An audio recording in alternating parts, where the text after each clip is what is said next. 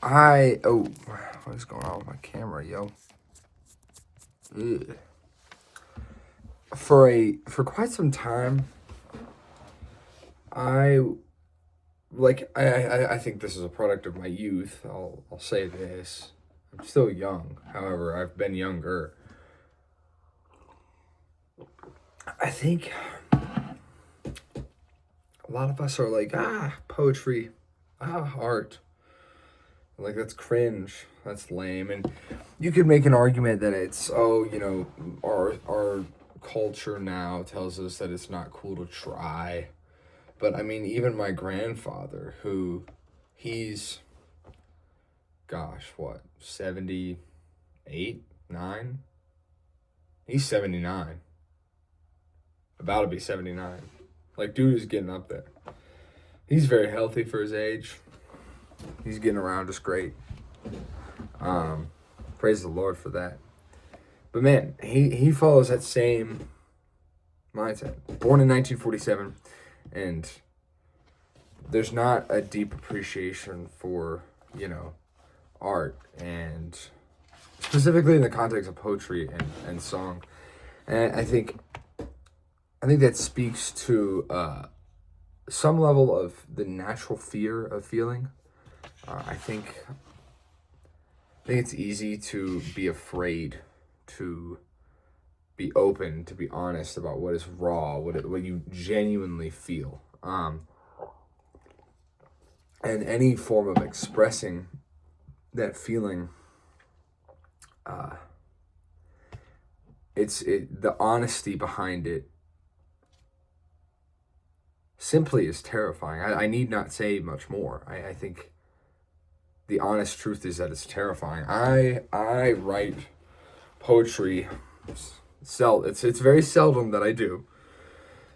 That might not be completely honest. I write it. It's irregular. It's not like a consistent practice, and none of it's ever fantastic. I've written one poem in my life that I've been proud of, genuinely, like, fully proud of, and I wrote it for a class I took. Some gen ed intro to writing poetry. I wrote this the other day. I said, "Winter is coldest alone. Blizzards roar between the leaves. Rabbits huddle up in their burrow. Each rodent body radiates to keep their kin warm. A wolf pack sprints after a doe. Salivating, they pursue her, hoping to share a meal before the piling snow suffocates them. The solitary owl sits on the looming branch of an oak tree. He is blinded white without another to lean on." And I don't know what I was feeling when I wrote that. And I don't feel that way whatever it was when I wrote that, because, sometimes the most helpful thing when you're feeling complex, deep emotions is to narrate it, to turn it into a story.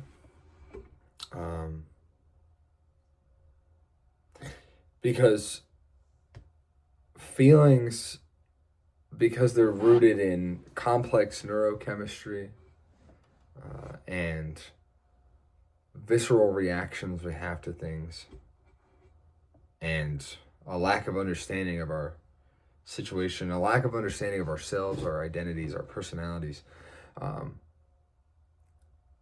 it's hard to always explain how you feel, what the feeling actually is. And I think the reason poetry has lasted for such a long time is that, without saying, in a very rigid mathematical way of saying, well, y equals mx plus b, let's, set y equal to 0 and solve for x. There is a concrete answer. It's, what if I just paint you a picture and I show you how I feel? The human aspect of that is you're experiencing through someone else's unique voice. My voice, my writing in this journal is unique to me. My words, my thoughts, pen to paper. Well, this is pencil.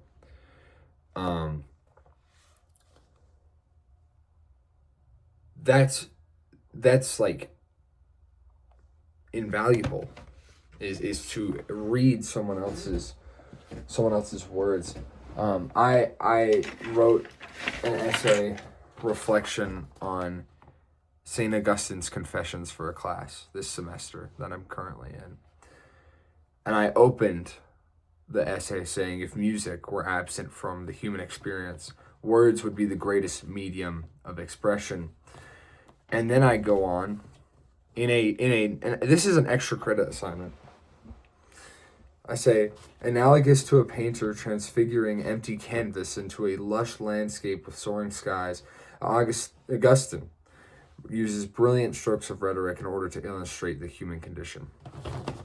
Now, that isn't completely related. I honestly just kind of needed to flex that writing muscle that I all of a sudden developed this semester.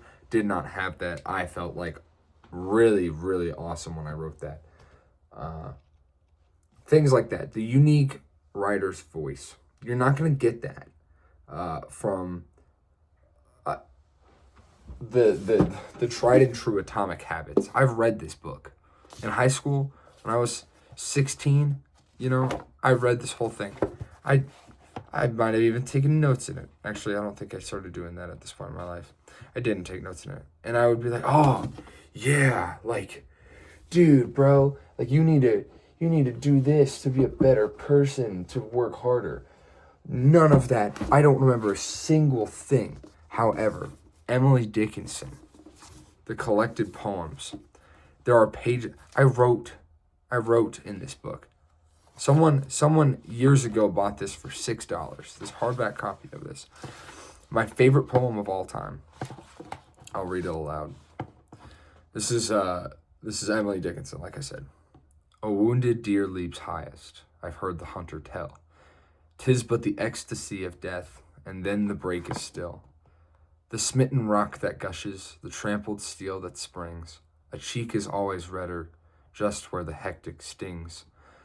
Mirth is the mail of anguish, in which it cautious arm, lest anybody spy the blood, and you're hurt, exclaim. I remember a hunting trip I went on with a friend of mine. My first time ever hunting. I went deer hunting. And I remembered that poem as I sat in the woods for hours on end, thinking about nothing, but maybe I'd see a buck. Well, and to my demise, I didn't. But the trip was worth it just for the experience of the calm, the peace, the quiet. And I hadn't had that in the Lord knows how long.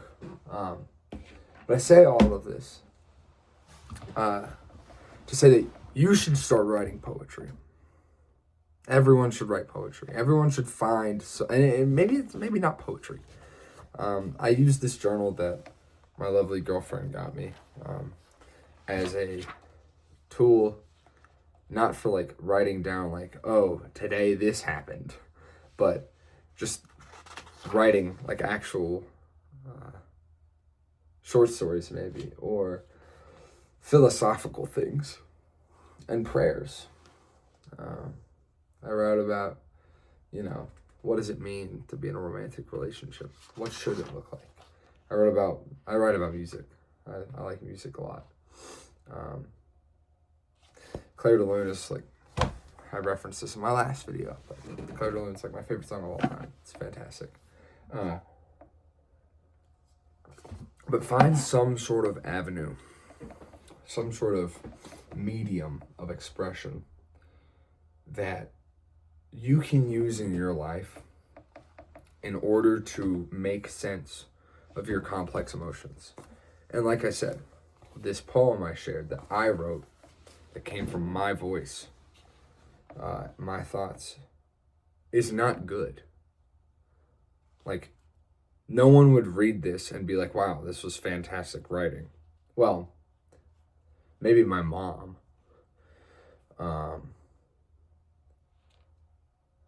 No one's gonna like, and no one's gonna see this. This isn't gonna get published in a work. This is in a 100-page leatherback journal that stays on my desk at all times of the day, and unless I'm writing.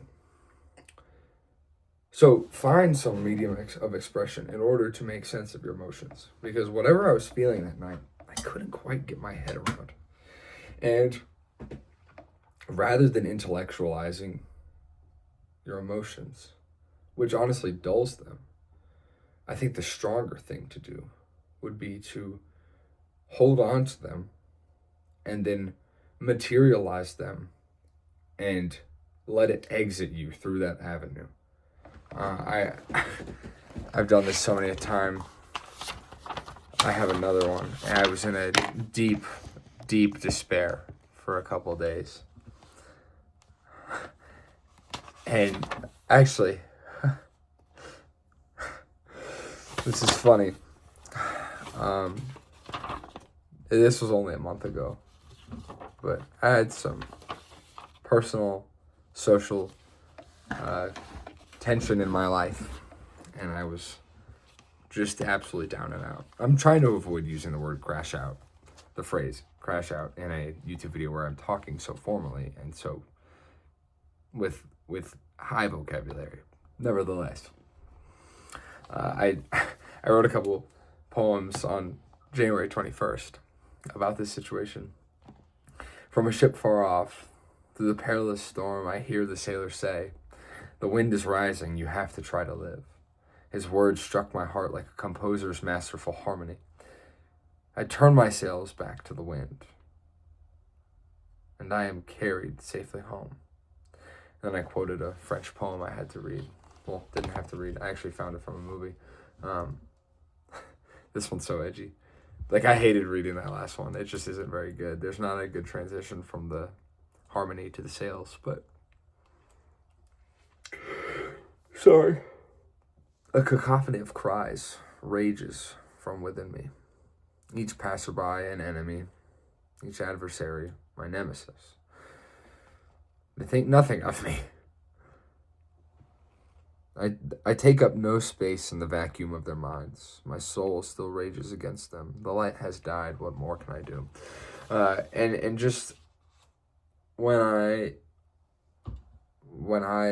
read these poems that I wrote, not even to worry about the literary analysis of how terrible they are, I voiced an emotion in a way where I could describe the feeling in a beautiful way, and the effort of creating something beautiful out of my pain got it out of me. It forced me out of that emotion, and it forced that emotion to exit my mind, in a sense that looking back, I don't even remember half the thoughts I had about that. I can look back and I can know how I felt because I wrote that. But I can also be like, okay, this was a really helpful method. So I also play the piano. Not very well, not very much, but I like to play it because it's another thing. You take a composer's work, and it's like and I wrote this in a journal, in this journal, that a piece of music is like a boat that a shipwright creates with this masterful journey plotted out ahead for this boat. And then, depending on the person who's captaining the ship, they're going to do a completely different thing with this journey. This boat, they're going to take it, they're going to get from one place to the next. You know, the shipwright knows the destination, right? He knows how the music is going to end. And it's all going to end on the same note every single time. But the captain of the ship, the person who's playing the piece, is going to take detours in some areas. Maybe they go faster some places or slower in others. Maybe they're really ambitious. Maybe they're really cautious. And it all depends on the personality. One thing I thought about as I wrote something pretty much on the same exact thing that I just said. I wrote it, not as well articulated as I'm saying now, but something that came to mind when I was writing, and I wrote this down. I said, like, you know, the young, someone my age, I'm 20. The young youthful captain might blow through the whole thing really fast, ostentatiously even. They're very flamboyant, attention-seeking.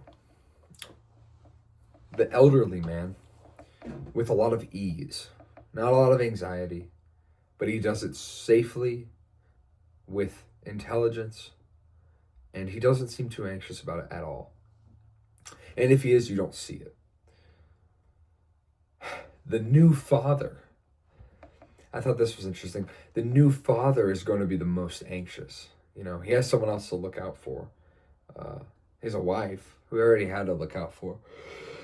But now he has a child who's fully dependent on him. And so I say all that to say that your life experiences are going to inform the way you express your emotion. And so I think it's important as you grow as an individual to hold on to avenues of expression. Don't shy away from the arts, because it is one of the most important aspects of living a human life. I have a video on this, I don't know what I said exactly, but I started talking about starting my reading journal, and the couple of friends of mine in my life, in my personal life, who I know who watch or have watched some of this content in the past, recommended me some books, but I was like, I'm starting my reading journey.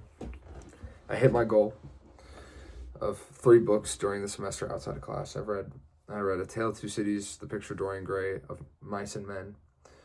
I'm currently chipping away at East of Eden, about 55 pages in. Reading has informed a lot of the way I express my emotions. I think it's helped me not be so forthcoming with my emotions. I think I've been a lot more restrained in how I say things. It's shown me what it looks like to voice my thoughts, my ideas, my emotions in a beautiful and helpful, edifying way to me. And it's also just like taught me a lot of important life lessons. I think of Mice and Men in particular, where, you know, you see the story of like the importance of having people near you in your life, both like in a physical intimacy sense of like literally walking around with someone, and having people around you in your day-to-day life, but also the importance of like just brotherly friendship. And used to be it's a lot about like fatherly trauma, which I think is very interesting. That's so far, at least. The absence of a father really ruins a child. It really does. It makes me not want to be a surgeon and just do like the regular doctor thing, so I can actually be like present in my kid's life when I have children, Lord willing. But I've been rambling far too long. Y'all, find a medium of artistic and beautiful expression that you can work on and free yourself from the criticism of saying, this sucks, right in the moment, at least. Like, I can look back and laugh at myself. I think that's healthy. But when you're writing it, just in that moment, let yourself write the things that get the feeling out, that make sense of how you feel, and then forget about it. Forget about that piece you wrote. Come back to it months later. Maybe you edit it, and then maybe it ends up being this beautiful poem you've written, and you get to say, wow, I wrote that. I'm proud of that. Maybe it'll help someone else walk through this similar emotion, because I don't think we're all that different. We're really not all that different. You read the Odyssey, 800 to 600 BC, people were still going through the same problems. Still going through the same exact problems. The human race has not changed one bit. Good night, y'all.